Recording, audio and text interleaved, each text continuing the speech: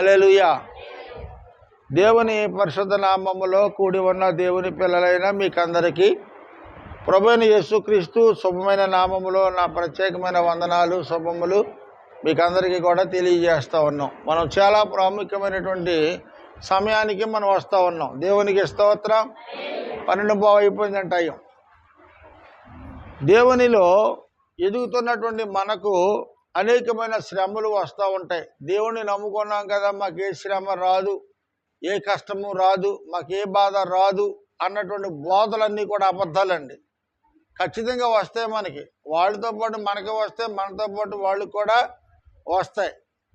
అయితే ఇక్కడ దేవుణ్ణి ప్రేమించడం వలన, దేవుని మందిరానికి రావటం వలన మనకు ఒరిగేది ఏంటో కొన్ని విషయాలు ఈరోజు మనము చదువుకున్న మాటలు జాగ్రత్తగా గమనించుదామండి. దేవుణ్ణి నమ్ముకుంటే మనకి ఏవేవి మేలులు జరుగుతాయి ప్రధానంగా ఆ విషయాన్ని గురించి కొన్ని విషయాలు నేర్చుకుందాం. దేవుణ్ణి మనం ప్రేమిస్తే మనకేం మేలులు జరుగుతాయి, లేదు దేవుణ్ణి విడిచిపెట్టి లోకంలో ఉన్న మనుషుల్ని ప్రేమిస్తే ఏం జరుగుద్దు అనేటువంటి 2 విషయాలు మనం తెలుసుకొని ముందుకు సాగుదాం. దేవునికి స్తోత్రం. హల్లెలూయా. ఇక్కడ 91వ దావీదు కీర్తన మనం ఒకసారి చదువుకుందామండి. ఒకసారి 14వ వచనం చదువు నాన్న. అతడు నన్ను ప్రేమించుచున్నాడు గనుక నేను అతనిని తప్పించేదను అనే మాటతో ప్రారంభమవుతుందండి. ఇక్కడ అతడు నన్ను ప్రేమించుచూ ఉన్నాడు గనక అంటే ఆయన్ని ప్రేమిస్తేనే మనం ఆయన మందిరానికి రాగలిగాం. అవునా కాదంటారా? దేవుణ్ణి ప్రేమించాము కనుకే మనం దేవుని మందిరానికి వచ్చి దేవుని సన్నిధిలో ప్రార్థన చేసి పాటలు పాడి దేవుని నామాన్ని మహింపరుస్తూ ఉన్నాం ఈరోజు మనము. అయితే లోకంలో చాలామంది ఉన్నారు, అందరూ దేవుణ్ణి స్తుతించడం లేదు, దేవుణ్ణి ఆరాధించడం లేదు, దేవుణ్ణి మహిమపరచడం లేదు. కొందరు దేవుణ్ణి ఆరాధిస్తున్నారు, మరి కొంతమంది దేవుణ్ణి ద్వేషిస్తున్నారు, కొంతమంది అయితే అలా దేవుడే లేడంటున్నారు. అవునా కదంటారా? అసలు దేవుడే లేడంటున్నారండి. దేవునికి స్తోత్రం. ఇన్ని రకాల తెగలు లోకంలో మనుషులమయ్యాన్ని మనం బ్రతుకుతూ ఉన్నాం. అంచేత మనము దేవుణ్ణి అతడు నన్ను ప్రేమించుచున్నాడు గనక, లేక ఆమె నన్ను ప్రేమించుచున్నది గనక, ప్రేమించేవాడికి ప్రత్యేకత ఉందండి దేవుని మందిరంలో. దేవుణ్ణి ప్రేమించేవారికి ఒక ప్రత్యేకతని దేవుడిచ్చాడు. ఏంటంటే అతడు లేక ఆమె నన్ను ప్రేమించుచున్నాడు గనక నేను అతనిని ఏమన్నాడా తప్పించేదను. దేవునికి స్తోత్రం. దేవుడు మరి ప్రేమించేవాడికి ఏ విషయాలలో తప్పిస్తాడు, ఏ విషయాలలో నుండి మనల్ని విడిపిస్తాడో కొన్ని విషయాలు మనం ఈరోజు నేర్చుకుందాం. దేవునికి స్తోత్రం. హల్లెలూయా. నీవైనా నేనైనా దేవుణ్ణి ప్రేమించుట అనగా మొదట మన హృదయంలో ప్రథమ స్థానము దేవునికి ఇచ్చుట. మొదటి స్థానము దేవునికి మనము ఇచ్చుట. మనకి ఎన్ని పనులున్నా, ఎంతమంది చుట్టాలు వచ్చినా, ఎన్ని రకాలైనటువంటి పనులు మనం చెట్టుకున్నప్పటికీ కూడా ఆదివారం ఎందుకు రావాలి అంటే వారమంతా దేవుడు మనలను మన పిల్లలను కంటికి రెప్పలా కాపాడాడండి. అవునా కాదంటారా? తెల్లారులు ఎత్తి మన పిల్లలు స్కూల్కి వెళ్ళేవాళ్ళు స్కూల్కి వెళ్తారు, ఏమండి చదువుకునేవాళ్ళు చదువుకి వెళ్తారు, అలాగే పనులు చేసుకునేవాళ్ళు పనులకి వెళ్తారు. ఇప్పుడు మరి శారమ్మ గారు అబ్బాయి కూడా జేసీబీ నడుపుతాడో లేదా ఆయన మరి చేస్తాడో నాకు తెలియదు, కానీ నిజంగా జేసీబీ నడపడం అంటే చిన్న విషయం ఏమీ మాట్లాడలేదు మీరు కాదు. చాలా ప్రమాదకరమైన విషయాలు ఉన్నాయి. ఒక కారు లేదా ఒక ఆటో లేదా బండి మీద బయటికి వెళ్ళి ఇంటికి వచ్చేదాకా కూడా గ్యారంటీ లేని పరిస్థితుల్లో ఉన్నాం. ఇలాంటి పరిస్థితుల్లో ఇలాంటి పనులు చేసుకునే మన పిల్లలకు ఎవరు రక్షణ ఇస్తున్నారు, ఎవరు వారికి కాపుదల, ఎవరు వారిని ఆదరిస్తూ ఉన్నారు, ఎవరు వాళ్ళని ఆదుకుంటూ ఉన్నారంటే ఆ తల్లిదండ్రుల ప్రార్థన, సంఘం చేసే ప్రార్థన ఆ బిడ్డలను కాపాడుతుంది. ఈరోజు వారు దేవుడిని నమ్ముకోకపోవచ్చు, దేవుడు అంటే ఇష్టం లేకపోవచ్చు, దేవుని మందిరానికి రాకపోవచ్చు. వాళ్ళు రానంత మాత్రాన్ని దేవుడు వాళ్ళని విడిచిపెట్టట్లా. మనమైతే విడిచిపెడతాం. మనకు నచ్చిన వాళ్ళతో మనం ఎక్కువగా స్నేహం చేస్తాం, నచ్చని వాళ్ళతో దూరం పెడతాం. దేవునికి నచ్చిన వాళ్ళు నచ్చని వాళ్ళు అంటూ ఎవరు లేరండి. అందరూ అని ఆయన ప్రేమిస్తా ఉన్నాడని ఈ యొక్క యోహాను 3:16 చెబుతా ఉన్నాడు. దేవుడు లోకాన్ని ఎంతో ప్రేమించిన. లోకం అనగా ఏంటి? లోకం అంటే మనమే, మనుషులు, జనాంగాలని దేవుడు ప్రేమిస్తా ఉన్నాడు. మనం ఆయన ప్రేమించినా, కొన్నిసార్లు ద్వేషించినా, ఆయనకు దూరంగా ఉన్నా, ఆయన మాత్రము మనల్ని విడిచిపెట్టని దేవుడు. దేవునికి స్తోత్రం. అందుకే నీవెప్పుడూ ఆయన ప్రేమించావు, ఆయన ఆరాధిస్తూ ఉన్నావు, ఆయన మహిమపరుస్తూ ఉన్నావు కనుక నీవు దేవుని మందిరానికి రావడం ఆయన చూస్తున్నాడు. నీ హృదయాన్ని చూస్తూ ఉన్నాడు, నీ ఆలోచన చూస్తూ ఉన్నాడు, నువ్వు చేసే భక్తిని చూస్తూ ఉన్నాడు. ఇవన్నీ చేసిన నీకు అన్యాయం చేయడానికి దేవుడు అన్యాయస్తుడు కాడు. అవునా కదంటారా? అది దేవుడు అన్యాయస్తుడు కాదు. అందుకని నీవు ఆయన్ని ప్రేమించడం వలన నీకు వచ్చే శ్రమలో నుండి ఆయన నిన్ను తప్పిస్తాను అంటున్నాడు. ఆయన తప్పించకపోతే మన బతుకులు ఏమైపోతాయండి? ఆయన తప్పించకపోతే మన జీవితాలు ఏమైపోతాయి? ఆయన మనలో ఉండి, ఆయన మనతో ఉండి, ఆయన ప్రమాదాల్లో తప్పించకపోతే మన బ్రతుకులు ఎప్పుడో గాల్లో కలిసిపోయేవాడిని. ఒకసారి నేను సమ్మల్లి వెళ్ళి తిరిగి ఇంటికి వచ్చేస్తున్నాం. ఇంటి దగ్గరలో ఉన్నామండి. ఏమండి, మెయిన్ రోడ్ అంటే మేము బండి మీద వెళ్ళిపోతుంటే పోలీస్ స్టేషన్ రోడ్డు నుంచి యువతల రోడ్డు నుంచి అవతల గొలగూడ వెళ్ళే రోడ్డు ఉంది. మీకు అందరికి తెలిసి ఉండొచ్చు కొంతమందికి. ఏమండి, పోలీస్ స్టేషన్ రోడ్డు అంటే వచ్చి డైరెక్ట్గా గొలగూడ రోడ్డుకి వెళ్ళిపోయాడు. రోడ్డు మీద ఏమవుతుందో లేదో సందులోంచి వచ్చేవాడు చూసుకోవాలి. అటు చూసుకోకుండా డైరెక్ట్గా వచ్చి మాకు కొట్టేశాడు మమ్మల్ని. ఏమండి, అప్పుడు కూడా చాలా బాధలు పడ్డా. అంత పోతే నెల అవ్వలేదు. అప్పుడు భయంకరమైన పరిస్థితిలో దేవుడు తప్పించాడు. మొన్న లక్షవారం అంతా చక్కగా తిరిగాం. శుక్రవారం పొద్దున్న కొన్ని గుద్దుకున్నామా? లేదు. గుద్దుకోలేదు. కొన్ని స్పీడ్గా వెళ్ళామా? లేదు. ఊరికే. ఏంటంటే ఇక్కడ పరిస్థితులు, సాతానుడు ఏమనుకున్నాడు, సమయము చాలా సంకుచితంగా ఉంది కనుక ఎవరిని మింగిదనా అని గర్జించే సింహలాగా వాడు తిరుగుతున్నాడంటే అండి. మనం విశ్వాస భ్రష్టులను చేయటానికి, దేవుని మందిరానికి దూరం చేయటానికి. అంచేత మనం మరీ మెలకువగా ఉండాలి, ఎక్కువ ప్రార్థన చేయాలి. ప్రార్థన చేయటం వలన మనకు వచ్చే ఆపదలలో నుండి మనము తప్పించబడతాం. దేవునికి స్తోత్రం. అతడు నన్ను ప్రేమించుచున్నాడు గనక నేను అతనిని, మరి కారు కింద నుంచి పడిపోవాల్సినటువంటి రోజుని కూడా దేవుడు తప్పించాడండి. మొన్న శుక్రవారం మటుకు శుక్రవారము దేవుడు ఎంతో అద్భుతంగా తప్పించాడండి. ఏముందండి, కాలేజ్ చేయి ఇరిగిపోయిందానికి మనం ఏమైనా చేయగలమా? ఏమి చేయలేమండి. కాలేజ్ ఇరిగిపోతే మన జీవితం అక్కడితో కట్ అయిపోయినట్టే. మనం ఎంత చిన్నపిల్లలమా, 60 సంవత్సరాలు పైబడి ఉన్నది. ఇప్పుడు ఏదైనా ఎముకలు ఇరిగిపోయినా అదుక్కోవడం కూడా కష్టం. ఇలాంటి పరిస్థితుల్లో దేవుడు అంటున్నాడు, నీవు నా పనిలో ఉన్నప్పుడు, నీవు నన్ను ప్రేమించినప్పుడు నేను నీకు ఎలాంటి పరిస్థితులు ఎదురైనా నేను ఆ పరిస్థితిలో నుంచి నేను నిన్ను విడిపిస్తాను అన్నాడు. నన్నైనా నిన్నైనా మన ఎవరినైనా సరే దేవుణ్ణి నమ్ముకోవటం వలన, దేవుని మందిరానికి రావటం వలన, ఆయనను ప్రేమించడం వలన ఆయన మనలను మనకు రాబోయేటువంటి ప్రమాదాల నుండి, సంభవింపబోయే కీడుల నుండి దేవుడు మనలను తప్పించుచూ ఉన్నాడండి. తప్పించుచూ ఉన్నాడు కాబట్టి తల్లి గర్భంలో పిండముగా ఎంతంత భూమి మీద పడి ఈ రోజున ఎంతంత ఎత్తు పెరిగాము. ఈ రోజుకి కూడా క్షేమంగా ఉన్నామంటే దేవుని యొక్క కృప వలననే ఆయన మనల్ని తప్పిస్తా ఉన్నాడు. మన పుట్టింది పెరిగింది వాళ్ళు మొదలుకొని ఈ రోజు వరకు తెల్లవారులు అయితే సాయంకాలం వరకు కూడా ఏ సమయాన్ని ఏ ప్రమాదాలు జరిగితే మనకి తెలియదండి.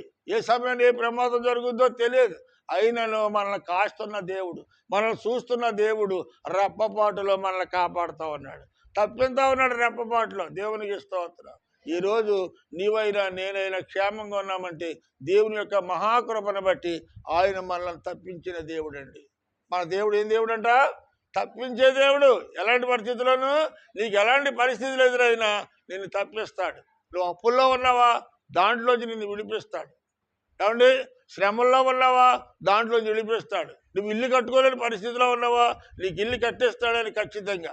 ఎప్పుడైతే ఆలస్యమైందో అద్భుతమైన కార్యం దేవుడు చేస్తాడండి. నీ పిల్లల పెళ్ళిళ్ళ విషయంలో కానీ, నీ ఇంటి విషయంలోనే కానీ, లేకపోతే నీ యొక్క పొలము వ్యవసాయ విషయంలో కానీ, నీ అప్పుల విషయంలో కానీ, నీవు ఏ విధమైన బాధల్లో ఉన్నా, ఏ విధమైన శ్రమల్లో ఉన్నా, ఏ విధమైన శోధనలో ఉన్నా, నీవు జగటగల దొంగ ఊబిలో కూరుకుపోకుండా ఆయన నిన్ను నన్ను తప్పించే దేవుడు. దేవునికి స్తోత్రం. నమ్మిన వాళ్ళందరూ దేవునికి స్తోత్రం చెల్లిందామని. నన్ను తప్పించే దేవుడు అన్న వాళ్ళందరూ దేవునికి స్తోత్రాలు చెల్లిందామని. ప్రియమైనటువంటి వాళ్ళారా, ఈ మధ్యాహ్న కాల సమయంలో మనము జిగట గల దొంగ ఊబులో సాతానుడు మనల్ని కిందకి తొక్కేస్తూ ఉండాలి. చూస్తూ ఉంటే దేవుడు ఏం చేస్తాడంటే దాంట్లో మనం కూరిపోకుండా ఆయన మనల్ని తప్పించే దేవుడై ఉన్నాడు. ఏంటండి? తప్పించే దేవుడై ఉన్నాడు మొట్టమొదటిగా. రెండవ మాట అది చూసినట్లయితే, అతడు నా నామము నెరిగిన వాడు గనక నేను అతనిని ఘనపరుస్తాను. అతడు నా నామము నెరిగిన వాడు గనక, ఆయనైనా నీవైనా నేనైనా ఆమె అయినా నా నామము నెరిగి ఉంటే చాలు, నేను నిన్ను ఘనపరుస్తాను. ఎలా ఘనపరుస్తాడు దేవుడు? ఇప్పుడు ప్రమాదంలోంచి సావు దగ్గరలోకి వెళ్ళిపోయిన వ్యక్తులను బయటకు తీసుకొచ్చాడు అనుకోండి, ఏమైపోయినట్టు మనిషిని కొంచెం రెప్పపాటులో మనిషి ప్రాణాన్ని కాపాడిన దేవుడు. అంటే అలా కాపాడినాడు కాబట్టి ఈ రోజుని మనం నమ్ముకున్న దేవుడిని మనం ఏం చేయాలంట? ఏం చేయాలి? ఘనపరచాలి. దేవునికి స్తోత్రం. హల్లెలూయా. ఈరోజు నీకు నాకున్న భద్రత, నీకు నాకున్న క్షేమము లోకస్తులకు లేదండి. లోకస్తులకు లేదు. ఎందుకంటే నీవు ఆయనను ప్రేమించుచున్నావు గనక. మొట్టమొదటిది ఆయన నీవు ప్రేమించుచున్నావు గనక ఆయన నిన్ను ఏం చేస్తున్నాడు? తప్పిస్తా ఉన్నాడు, ప్రమాదాల్లో తప్పిస్తున్నాడు. రెండవది ఏంటంటే నిన్ను ఆయన ఘనపరుస్తూ ఉన్నాడు. ఎప్పుడు కూడా నిన్ను ఆయన ఘనపరుస్తూనే ఉన్నాడు. నువ్వు గనురాలుగా ఉండాలి, నువ్వు గనుడిగా ఉండాలని దేవుడు కోరుకుంటూ ఉన్నాడు. అంచేత ఆ ఘనతని ఈ రోజున మనం ఏమై ఉన్నామో ఈ యొక్క ఘనత దేవుని నుండి మనకి సంభవించిందే కానీ మన యొక్క రెక్కల కష్టాన్ని బట్టు, మన సొంత తెలివితేటలను బట్టు మనకి వచ్చిన ఘనత మాత్రము కాదండి. ఘనత అనగా గొప్పతనం అన్నమాటండి. ఈ లోకంలో అందరికంటే నువ్వు గొప్పగా బతికే వ్యక్తిగా ఉండాలని దేవుడు కోరుకుంటా ఉన్నాడు. గొప్పగా నువ్వు బతకాలి, గొప్పగా ఉండాలి. ఎందుకంటే నువ్వు సర్వోన్నతుడైనటువంటి దేవునికి కుమార్తెవు కుమారుడు అయి ఉన్నావు. ఆయన ఏమై ఉన్నాడండి? సకల ఆశీర్వాదాలకు ఆయన కారణభూతుడై ఉన్నాడు కనుక ఆశీర్వాదాలకి కారణభూతుడే కానీ దరిద్రానికి కారణభూతుడు కాదండి. ఆయన నీకు దరిద్రాన్ని కలగజేసేవాడు కాదాయన. నీకు సకలమైనటువంటి ఆశీర్వాదాలు నీ మీద కొమ్మరించి నిన్ను గొప్ప చేయాలని, నిన్ను గణపరచాలని దేవుడు కోరుకుంటున్నాడు ఇందులో. అటువంటి అప్పుడు ఎంత క్షేమాన్ని, ఎంత మంచిని కోరే దేవుణ్ణి మనం దూరం చేసుకుంటే మళ్ళీ ఇలాంటి దేవుడు మనకి దొరకడు. 55వ యెషయా గ్రంథం 55వ అధ్యాయంలో 6వ వచనంలో ఉంటుంది, యెహోవా మీకు దొరికే కాలమందును ఆయనని మీరు వేడుకోండి. ఆయన దొరికే కాలం ఇది. ఒక కాలం వస్తుంది, దొరకని కాలము. అప్పుడు తూర్పు నుండి పనవడికి, పనవడ నుండి తూడికి, ఉత్తరం నుండి దక్షిణానికి తిరిగిన దేవుని వాక్యము దొరకదంటండి. దేవుని వాక్యం కరువైపోతుంది ప్రియమైన వారులారా. అప్పుడు నువ్వు బైబిల్ కోసం పట్టుకొని వాక్యాల కోసం తిరిగిన వాక్యాలు చెప్పేవాళ్ళు ఉండరు, మందిరాలు ఉండవు. వాక్యం కరువైపోతుంది. దేవుని వాక్యము ఆమోసు గ్రంథంలో రాయబడి ఉంది. అందుకే దొరికే కాలం కనుక దొరికే కాలాన్ని మనం చేజార్చుకుంటే రేపు దొరకని కాలం వస్తుంది. అప్పుడు మనం బాధపడిన ప్రయోజనం ఏమీ ఉండదండి. ఈ రెండవ మాట, దేవుని యొక్క మాట ఏంటంటే అతనికి నేను అంటున్నాడు, అతన్ని నేను గణపరుస్తాను, నీకు ఘనతనిస్తాడు. మొట్టమొదట నువ్వైనా నేనే చేయవలసింది ఒకటే, ప్రేమిస్తే చాలు. అతడు మనలను శ్రమల నుండి తప్పించేవాడు. రెండవది ఘనపరిచే దేవుడు అంటున్నాడు. ఘనపరుస్తాడు, మనల్ని గనులుగా ఉండేటట్లుగా దేవుడు చేస్తాడు. దేవునికి స్తోత్రం. హల్లెలూయా.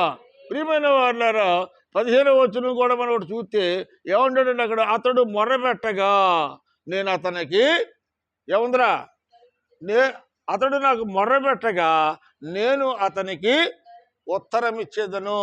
నీవు ప్రార్థన చేసినప్పుడు ఆయన మౌనంగా ఉండటానికి రాయ రప్ప కాదండి, రాయి కాదు, రప్ప కాదు, నువ్వు కేకలిస్తే పలకనవాడు కాదు. ఆయన అంటున్నాడు, అతడు నాకు మొర్రపెట్టగా నేను అతనికి ఉత్తరమిస్తాను, లేక ఆమె మొర్రపెట్టగా ఆమెకి నేను ఉత్తరము ఇస్తాను.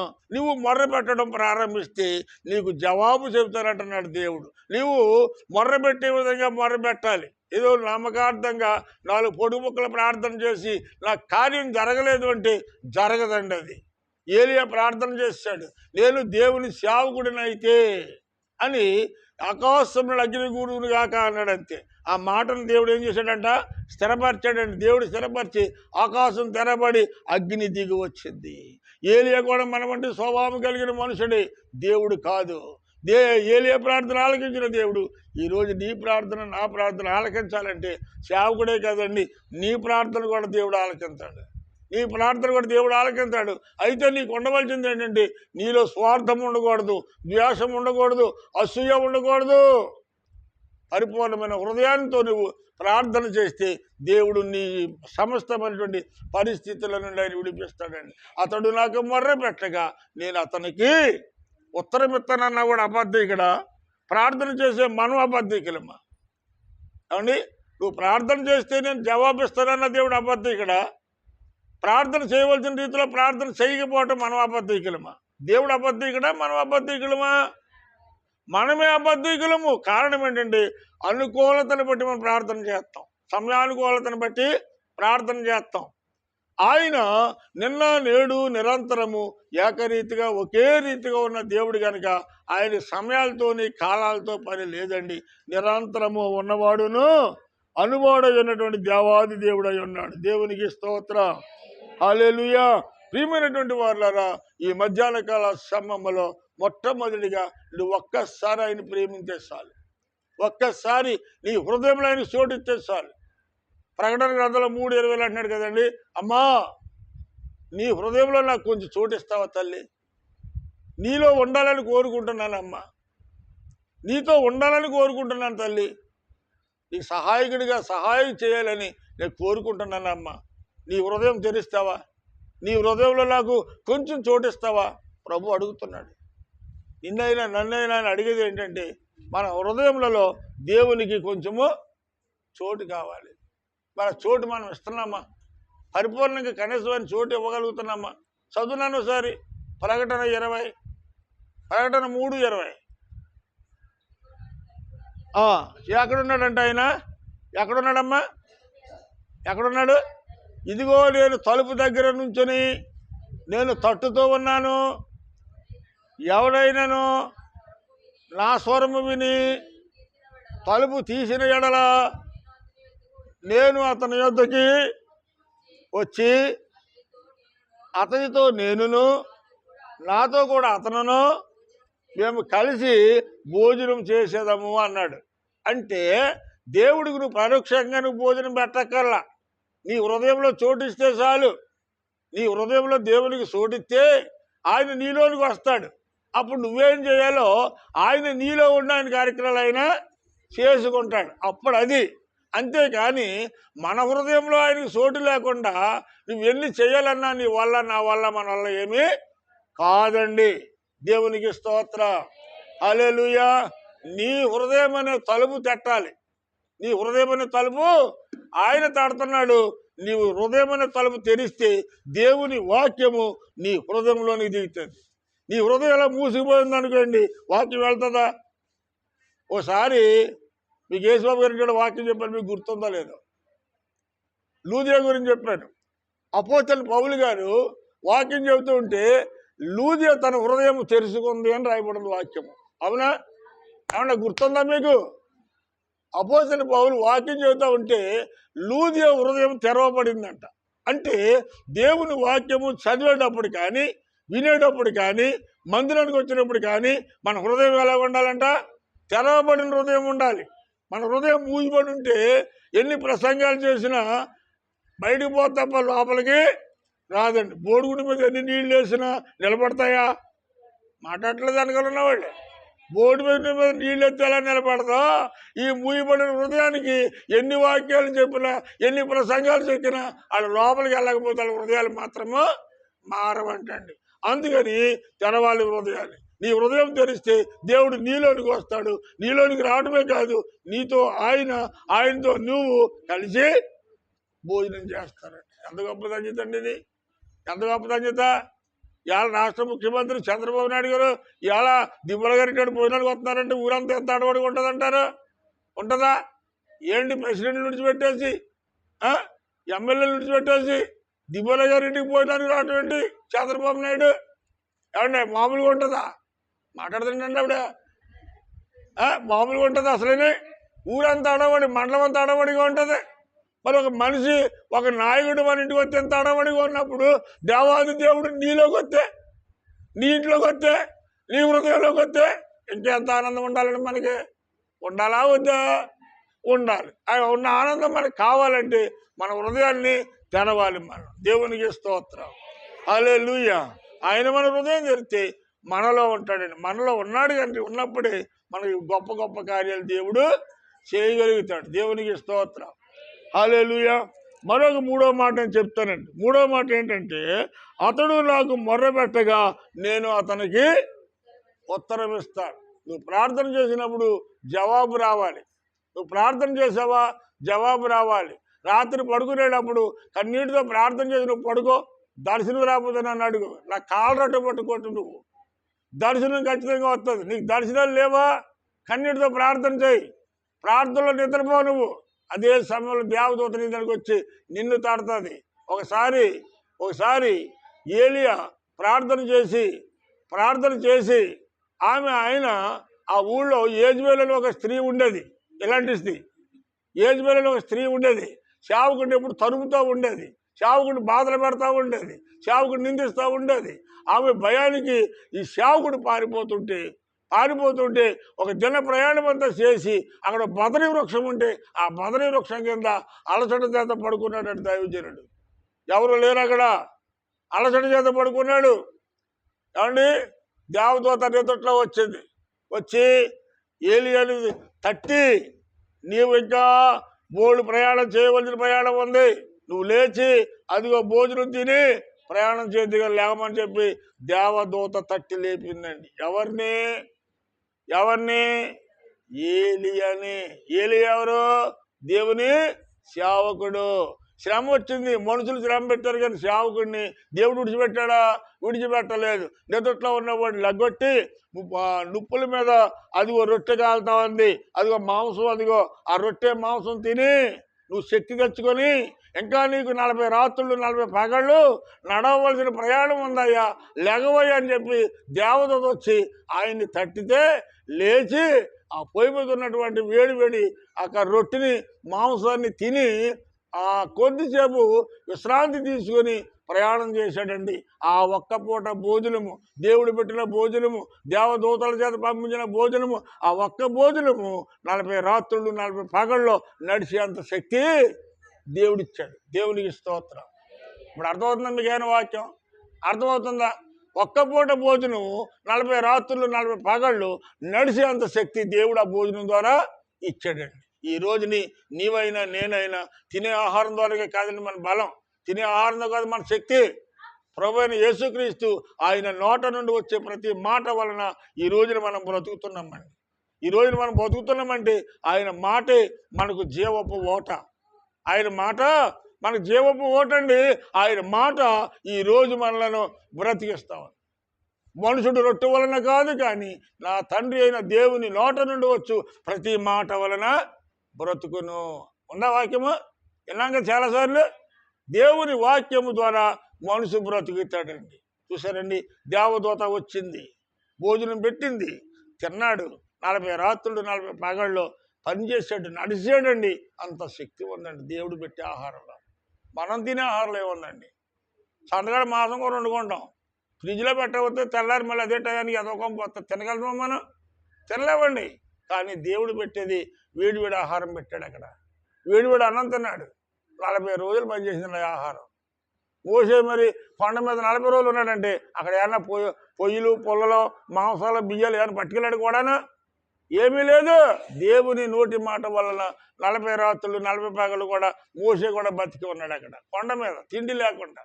దేవునితో ఉన్న వాళ్ళకి భోజనంతో పని లేదండి. నిజంగా ఉపవాస ప్రార్థనలు మనం 3 రోజులు పెట్టుకుంటాం. అలాంటప్పుడు ఆకలేస్తుందా మనకి? దేవుని వాక్యంలో ఉన్నప్పుడు, ప్రార్థన చేస్తున్నప్పుడు, ఉపవాసం ఉన్నప్పుడు, కన్నీరు కారుస్తున్నప్పుడు, దేవుని సన్నిధిలో గడుపుతున్నప్పుడు అసలు ఆకలి అంటే ఏంటో తెలియదు. ఆకలి అంటే తెలిస్తే మనం ఉపవాసం ఉండి ప్రార్థన చేయలేమండి. దేవునికి స్తోత్రం. అందుకే దేవుడు, మనం నమ్ముకున్న దేవుడు ఎలాంటి దేవుడు అంట? నీ శ్రమలన్నిటిలోంచి తప్పించే దేవుడు. రెండవది గణపరిచే దేవుడు. మూడవది నువ్వు మొర్ర పెడితే నీకు జవాబు చెప్పే దేవుడండి.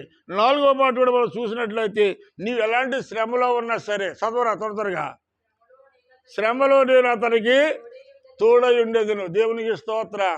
శ్రమలో నీకు ఎలాంటి శ్రమలు వచ్చినా, మనుషులందరూ నిన్ను విడిచిపెట్టేసిన, లోకమంతా నిన్ను విడిచిపెట్టినా, నీ కడుపుని పుట్టిన బిడ్డలు నిన్ను విడిచిపెట్టినా, అన్నదమ్ములు అక్కశైలు నిన్ను విడిచిపెట్టినా కానీ దేవుడు అంటున్నాడు నువ్వు శ్రమల్లో ఉన్నావా? ఎప్పటి వరకు నీ సొమ్ము తిన్న వాళ్ళు, ఇప్పుడు దాకా నీ వల్ల ఉపకారం పొందిన వాళ్ళే నీకు ఒకవేళ తిరిగిబాటు చేసి నీకు శత్రువులుగా మారొచ్చేమో, కానీ నీ శ్రమల్లో ఉన్నప్పుడు నిన్నెవరు ఆదుకోకపోయినా నేను నిన్ను ఆదుకుంటాను అన్నాడా లేదా? అన్నాడా లేదా? ఏమన్నాడు? శ్రమలో నేను నిన్ను తోడుగా ఉంటాడండి. శ్రమల్లో తోడు ఉండేవాడు కావాలండి. ఎవరండి? తలుపు తీరా. శ్రమల్లో ఆపకం. శ్రమల్లో ఏముండాలంట? శ్రమల్లో మిలిగి ఎవడు వెళ్ళకండట్టు శ్రమల్లో నేను నీకు తోడై ఉంటాను అన్నాడు. మనకు శ్రమలు తేడాన్ని తోడుకుండేవాడు ఉన్నారా? ఎవరిని? ఇప్పుడు మన పిల్లాడు ఉన్నారండి, కొయిట పంపిస్తాం. మన సబ్బు చిన్న విషయం, నేను ఎవరు ఉదాహరించట్లేదు. కొయిట పంపించాడు, ఎన్నో బాధలు ఉంటాయా? డబ్బులు సౌ కూడా పోవచ్చు. ఏమండి? మరి అక్కడికి పాస్పోర్ట్లు కానీ రకరకాలటువంటి పనులకి తిరగవలసి వస్తుంది, ఎన్నో బాధలు పడవలసి వస్తుంది. తీరా వెళ్ళే టయానికి మళ్ళీ తారీఖు మారిస్తే మళ్ళీ డేట్లు మార్చుకోవాల్సి వస్తుంది. దీని వెనకాల ఉండే బాధలు అన్నీ కాదండి. మనం అనుకుంటాం కొయిటేళ్ళు వెళ్ళి వాళ్ళు లక్షలు సంపాదన వాళ్ళకు ఉండే బాధలు వాళ్ళకి ఉన్నాయండి. అక్కడ వాళ్ళకి ఉండే బాధలు వాళ్ళకి ఉన్నాయి. ఎన్ని బాధలు పడుతున్నారు, ఎన్ని కష్టాలు పడినా వెళ్ళేటప్పుడు ప్రియమైన దేవుని బిడ్డలారా, ఈ విషయంలో ఎందుకు చెప్తున్నానంటే, వాళ్ళు ఎక్కడికి వెళ్ళినా వాళ్ళని క్షేమంగా మళ్ళీ మన మధ్యకి రావాలంటే మన ప్రార్థన ఎంతో ఉపయోగపడుతుంది. నీ ప్రార్థనే నీ బిడ్డను కాపాడుతుంది. నీ బిడ్డ అయినా, నా బిడ్డ అయినా, ఎవరి బిడ్డ అయినా సరే వాళ్ళు దూరంగా ఉన్నారంటే, క్షేమంగా ఉన్నారు అంటే ఈ రోజుని ఇక్కడ చేసే ప్రార్థన మాత్రమే, సంఘం చేసే ప్రార్థన మాత్రమే. ప్రియమైన దేవుని బిడ్డలారా, శ్రమల్లో తప్పించే దేవుడు అంటండి. శ్రమల్లో అందరూ విడిచిపెట్టేస్తారు. ఏమండి? వెళ్ళేటప్పుడు అమ్మ జాగ్రత్తకి వెళ్ళి రమ్మని అనరు. వచ్చి వస్తుందోటని ఆ అమ్మ ఎప్పుడు వచ్చావురా పలకరించే వాళ్ళు ఎక్కువగా వస్తూ ఉంటారు. నేను ఎవరు ఏమంటొచ్చమ్మా? ఏమండి? వెళ్ళేటప్పుడు బాధల్లో వెళ్ళేటప్పుడు పోనీ ఎవడో వచ్చి పోనీ ఏమన్నా ఒక 500 చేతిలో పెట్టేవాళ్ళు ఉంటారా? ఉండరా. పోనీ 100 రూపాయలు చేతిలో పెట్టేవాళ్ళు ఉంటారా? ఉండరా. వచ్చిన తర్వాత ఎక్కడ లేని ప్రేమలో ఒలగబోస్తూ ఉంటారు చాలామంది. కానీ ఇక్కడ దేవుడు ఏం చెప్తున్నాడంటే, మనుషులు శ్రమలో ఉన్నప్పుడు రారు సావాసం. మన కష్టాల్లో ఉన్నప్పుడు మనం ఆదుకోరు. మన సుఖంగా ఉన్నప్పుడు, బాగున్నప్పుడు, అన్నీ చక్కగా ఉన్నప్పుడు అందరూ మన చుట్టూ తిరుగుతారు. బెల్లం ఉన్నంతకాలం సీమలు ఎలాగైతే తిరుగుతాయో, మనం బాగున్నంతకాలం మన చుట్టుపక్కల ఉన్న వాళ్ళు అందరూ మనతో ఉంటారు. మనం బాగోకపోతే కనుక, మన శ్రమల్లో పడితే కనుక, మన ఇబ్బందులు ఉంటే కనుక, ఏమండి ఇప్పుడు స్థిరానికి ఇల్లు సరిగలేదు, ఒకవేళ తీర పలకరించిందాకండి ఇల్లు కట్టుకుంటే నేను 1,00,000 రూపాయలు అప్పు అడుగుతుందేమో భయం కదా. మీకు బిల్డింగ్ ఉంది, ఇంటికి 4 సార్లు వస్తారు, ఇంటి దగ్గర ఇల్లు లేదు, సరే ఇల్లు లేదు, ఆవిడ దగ్గరికి వెళ్ళి ఆవిడ పలకరించే వాళ్ళు ఉంటారు. అంటే దేన్ని బట్టి గౌరవం మర్యాదలు? ఈ లోకంలో డబ్బును బట్టే. ఈ డబ్బును బట్టే మనుషులు చాలామంది ఎక్కువగా వాడుతున్నారు. సమాజంలో చూస్తున్నాం ప్రియమైన వాళ్ళు. ఎవడు విడిచిపెట్టినా దేవుడు ఏమంటున్నాడంటే, అతని శ్రమలో నేను అతనికి తోడై ఉంటాను. కట్టుకున్న భర్త తోడు ఉండకపోవచ్చు, భార్య తోడు ఉండకపోవచ్చు, నీ కడుపుని పుట్టిన పిల్లలు తోడు ఉండకపోవచ్చు. ఏమండి? ఈ రోజుని ఇద్దరు ఉన్నప్పుడు కూడా దేవుడు 3వ వ్యక్తి మన మధ్యని ఉన్నాడండి. ఎవరు విడిచిపెట్టినా ఆయన మన శ్రమల్లో ఆయన విడిచిపెట్టే దేవుడు కాదు. నీకు వృద్ధాప్యం వచ్చిందా? ఆడపిల్లలు తీసినాడే పోతాడు బయటికి, ఆడపిల్లలు తీసినాడే పోతాడు.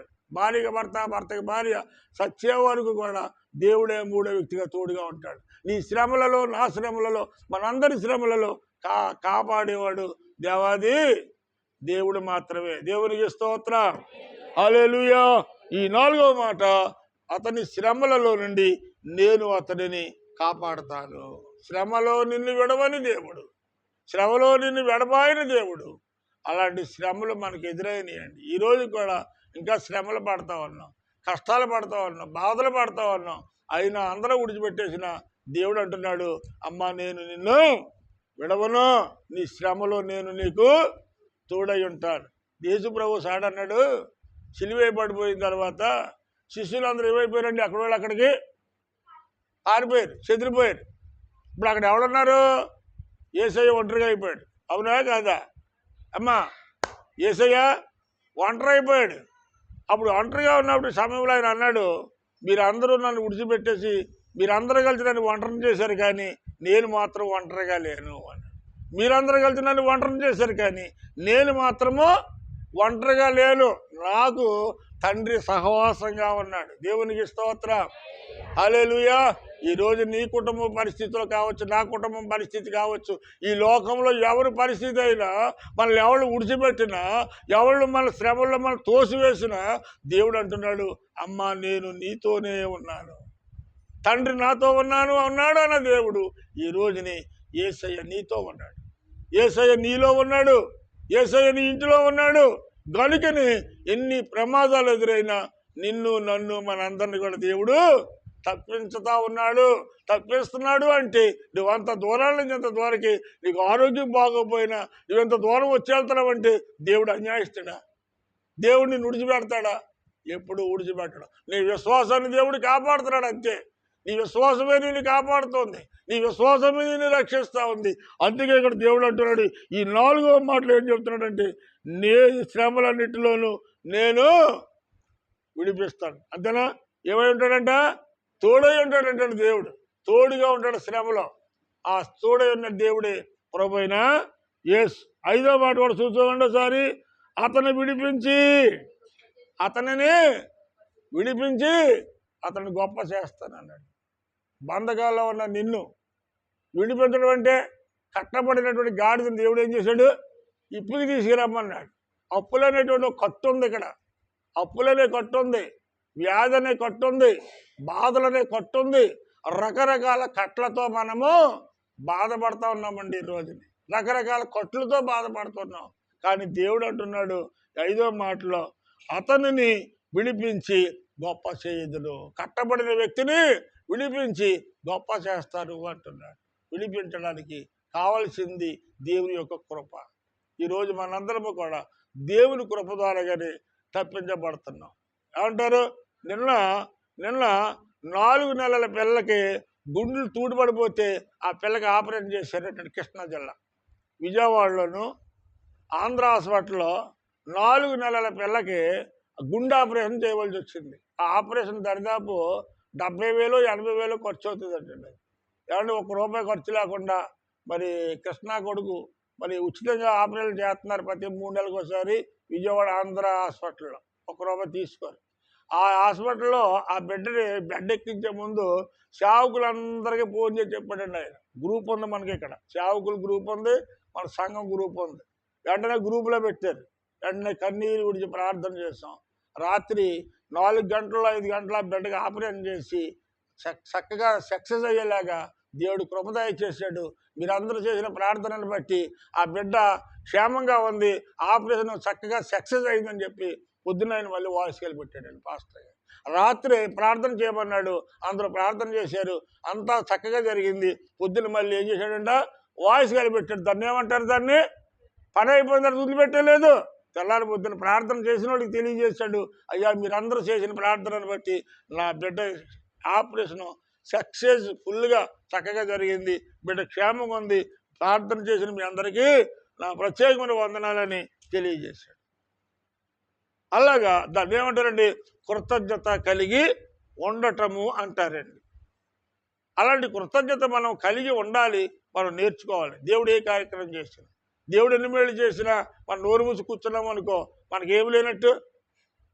అమ్మా ఏమి లేనట్టు కృతజ్ఞత. ఆడు ఏం మాట్లాడుతున్నాడు, ఏం వినపడుతుంది లేదు, అడిగిన సరే కొనడమని. అమ్మా దేవుడు ఎన్ని మేలు చేసినా మనం ఏముండాలంటండి? కృతజ్ఞత కలిగి ఉండాలంట. ఈ సేవకుడు ఏం చేశాడు? కృతజ్ఞత కలిగి ఉన్నాడు కాబట్టి మేమందరం సంతోషించాం, ప్రార్థన చేశాం కదా. ఎలా ఉందో ఏంటని మేము టెన్షన్ పడకుండా, అంటే మా అమ్మాయి పోయిட்டு వెళ్తుందండి ప్రార్థన చేయండి, బాగానే ఉంది. వెళ్ళింది 4 ఏళ్ళు 3 ఏళ్ళు ఉంది, వచ్చింది. ఈ రాత్రి అక్కడికి బండి ఎక్కుతుంది, రేపు పొద్దున ఇక్కడ దిగుతుంది. అయ్యా 4 ఏళ్ళు అయింది మా అమ్మాయి పోయిட்டு వెళ్ళి, ఈరోజు రాత్రి అక్కడ ఎక్కుతుందంట బండి, హైదరాబాద్లో రేపు పొద్దున్న దిగుతుందంట, రేపు రాత్రికి మాకు ఊరు వస్తుందంటండి, ప్రార్థన చేయండి అని అంటారా? పొరపాటు ఇప్పుడు కూడా ఎరగరండి నా మాట.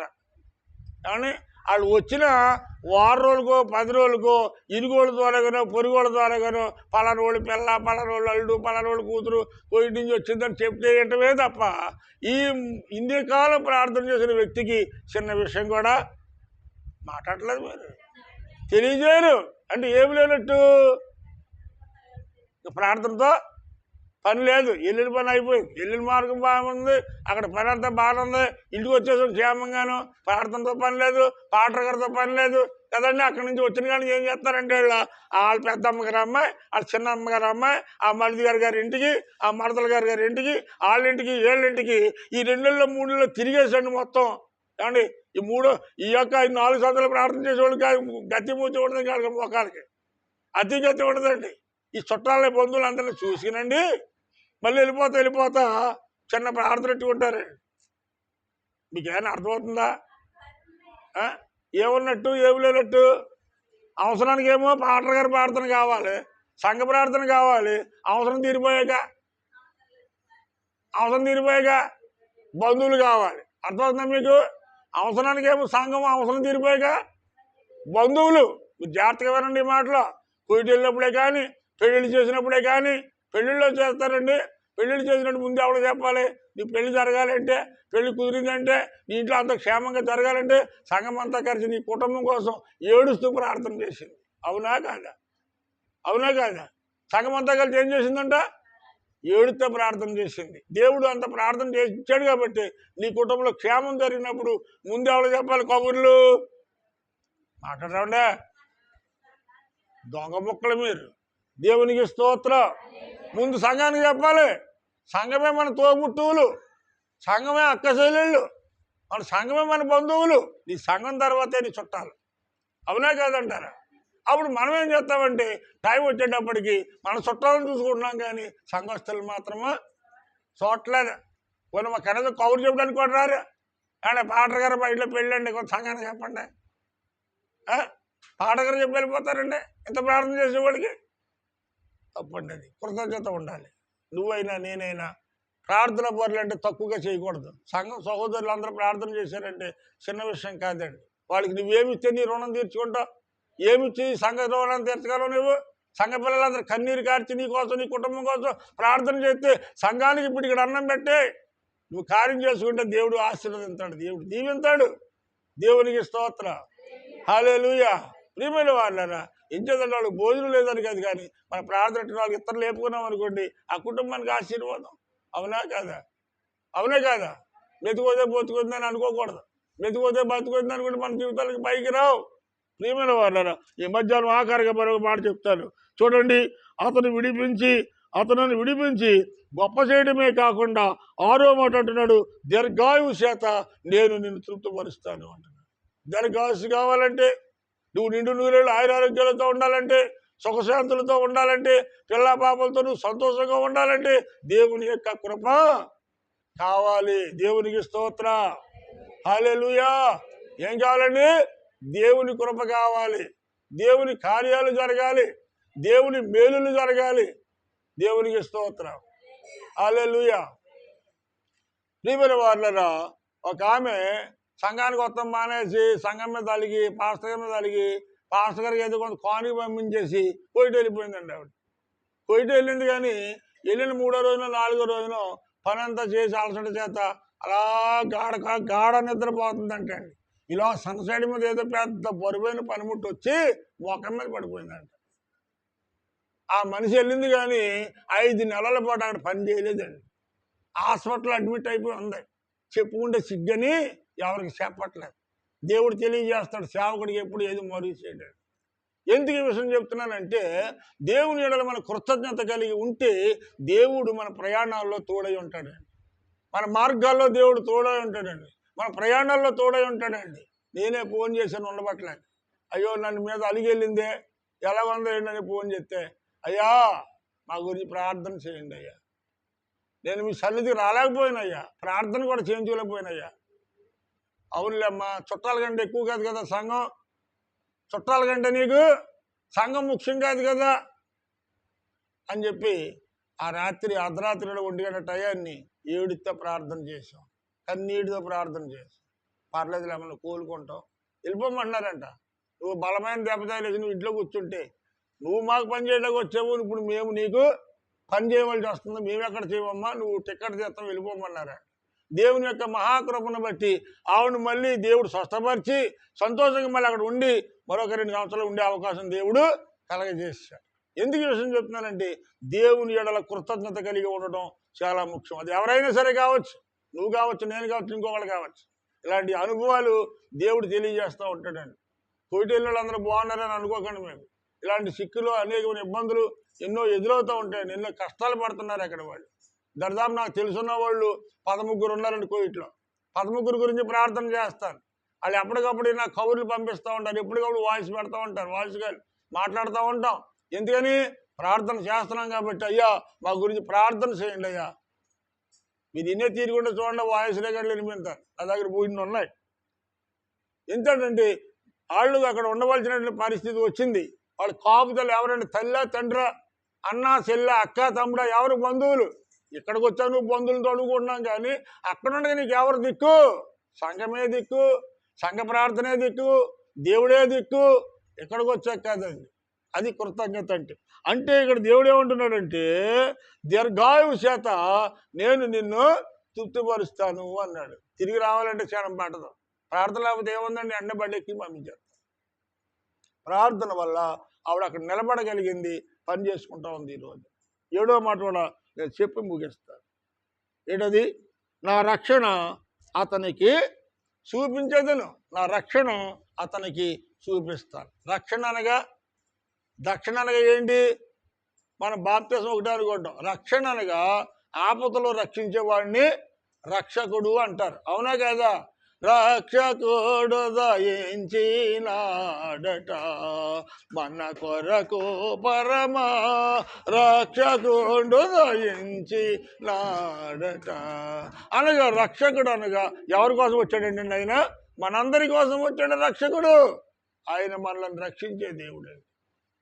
మనకి ఇలా క్షేమంగా ఉన్నామంటే మనలను రక్షించిన దేవుడు ఆయనే, మనల్ని ఆదుకున్న దేవుడు ఆయనే.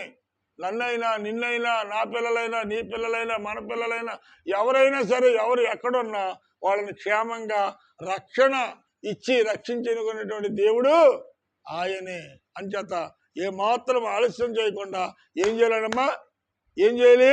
వెంటనే మారు మనసు పొంది రక్షణ పొందితే, రక్షణ ఒక టిక్కెట్ లాంటిది. నీకు బస్సు ప్రయాణానికి టిక్కెట్ ఎలాంటిదో రక్షణ నీ ఆత్మకు అంత ప్రాముఖ్యమైనది. రేపు పరలోకి వెళ్ళాలంటే ఏం కావాలి? నీకు ఏం కావాలి? రక్షణనే టిక్కెట్ కావాలి. దేవునికి స్తోత్రం. హల్లెలూయా, హల్లెలూయా. ప్రియమైన వాళ్ళరా, ఈ మధ్యాహ్న కాల్చడానికి వాక్యాన్ని ముగిస్తా ఉన్నాను. ఎందుచేతంటే నాకు దేవుడు నాకు ఇచ్చిన సమయం సంపూర్తి అయిపోయింది. ఇక్కడ మనం జాగ్రత్తగా గమనిస్తే మొట్టమొదట అతడు నన్ను ప్రేమించుచున్నాడు గనక అతనిని నేను తప్పించేదను. చెప్పండి అందరూ. అతడు నన్ను ప్రేమించుచున్నాడు గనక నేను అతనిని తప్పించేదను. 2వ మాట, అతడు నా నామం ఎరిగినవాడు గనక నేను అతనిని ఘనపరిచేదను. నామాన్ని ఎరిగినవాడు గనక నేను అతనిని ఘనపరుస్తాను. 3వది, అతడు నాకు మొర్రపెట్టగా నేను అతనికి ఉత్తరం ఇస్తాను. ప్రార్థన చేయగా నీకు జవాబు ఇచ్చేవాడు ఈ దేవుడైన యెహోవా. అది 3వ మాట. దేవునికి స్తోత్రం. 4వదిగా నీకు ఎలాంటి శ్రమలు వచ్చినా, నీ యొక్క నానుకున్న వాళ్ళందరూ విడిచిపెట్టేసిన ఆ నీ శ్రమలలో దేవుడు మాత్రం నన్ను విడిచిపెట్టడు. ఇది మాత్రం మనం నమ్మాలి. నాకు శ్రమ వచ్చింది, నాకు ఎవరో లేరు అని మనం చాలాసార్లు బాధపడుతూ ఉంటాం.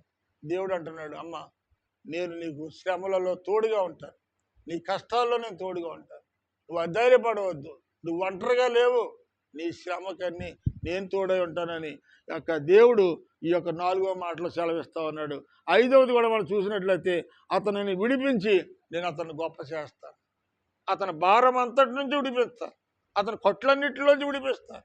ఈ లోకంలో నిన్నెవరు విడిపించలేకపోవచ్చు, ఈ లోకంలో నిన్నెవరు కూడా తప్పించలేకపోవచ్చు. కానీ దేవుడు అంటున్నాడు, అమ్మ నిన్ను విడిపిస్తాను. నిన్ను విడిపించుకోవడానికి నేను ఈ లోకానికి వచ్చి నా స్వరక్తం ఇచ్చి నిన్ను సంపాదించుకున్నాను. నీ కొరకు రక్తం కార్చాను. ఎందుకో తెలుసా? నిన్ను విడిపించుకోవడం కోసం. సాతాను కనబడల హస్తాల నుండి నిన్ను నేను విడిపించుకున్నాను తల్లి, నా స్వరక్తం ఇచ్చి. అంచేత నువ్వే బంధకాల్లో ఉన్నా, ఏ సమస్యల్లో ఉన్నా, ఏ కట్టల్లో ఉన్నా నేను నిన్ను విడిపించి దేవుడినని సెలవిస్తా ఉన్నాడు. అలాగే 6వది మనం చూసినట్లయితే నీవు దీర్ఘాయుస్సు కావాలని, వ్యాధి వచ్చినప్పుడు, బాధలు వచ్చినప్పుడు ఎన్నెన్నో హాస్పిటల్కి మనం తిరుగుతూ ఉంటాం, ప్రాణ భయంతో కంగారు పడుతూ ఉంటాం. కానీ దేవుడు అంటున్నాడు, నీవు నా మీద ఆనుకుంటే గనుక నీకు నేను దీర్ఘాయుషుని కలగజేస్తాను అన్నాడు. దేవుడి మీద ఆధారపడితే దేవుడు మనకు దీర్ఘాయుషుని ఇస్తాడు. దేవునికి స్తోత్రం, హల్లెలూయా. దేవుడు దీర్ఘాయుషుని ఇచ్చాడు కాబట్టి మనం అందరం సజీవులుగా ఉండి దేవుని మందిరంలో దేవుణ్ణి ఆనందిస్తా ఉన్నాం. దేవునికి స్తోత్రం. 7వ మాట ఏంటంటే, అతనికి నా రక్షణ ఎల్లప్పుడూ ఉంటుంది. అతనికి నా రక్షణ లేక ఆమెకి ఎప్పుడు కూడా నా కాపుదల నీతో ఉంటుంది అని చెప్తున్నాడు దేవుడు. నీవైనా నీ బిడ్డలైనా నేనైనా నా బిడ్డలైనా మనందరికీ కూడా ఆయన మనకి ఎప్పుడు రక్షకుడిగా ఉంటాడంటండి. ఎలా ఉంటాడమ్మా? రక్షకుడిగా ఉంటాడంటండి. దేవునికి స్తోత్రం. తల్లి చూడండి, తన బిడ్డకి ఎలా ఉంటుంది అమ్మా? ఎలా ఉంటుంది డాలి? తల్లి బిడ్డ పట్ల ఎలాంటి రక్షణ చూపింతుంది? ఇలా చూడొచ్చానా, ఇంకా ఇటు తిరుగు డాలి, ఇలాగా.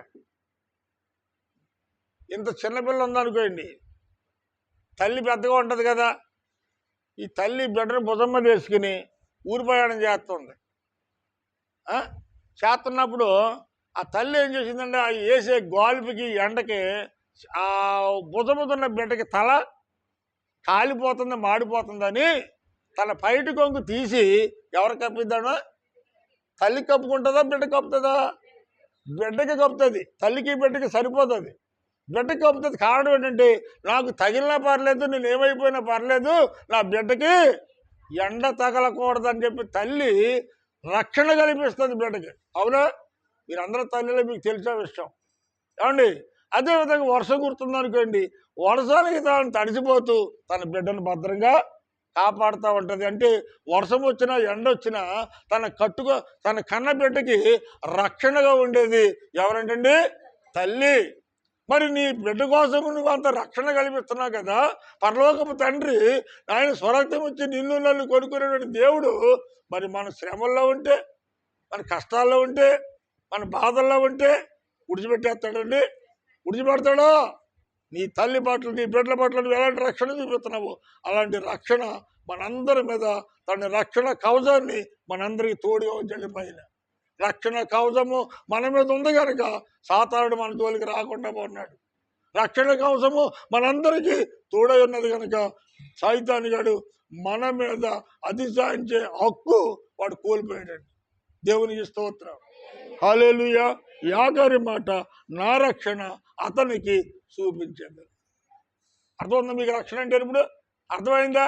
తల్లి బిడ్డల పట్ల ఉన్నటువంటి బాంధవ్యం ఎంత గొప్పది అయితే, పరలోకంలో ఉన్నటువంటి మన పరమ తండ్రికి మనకు ఉన్నటువంటి బాంధవ్యం ఇంకెంత గొప్పదండి. ఆయన విడిచిపెడతాడు? ఆయన విడిచిపెడతాడా? ఆయన విడిచిపెడతాడు ఇక్కడికి వచ్చేవాడినా? ఆయన విడిచిపెట్టుంటే ఇక్కడికి వచ్చేవాడినా?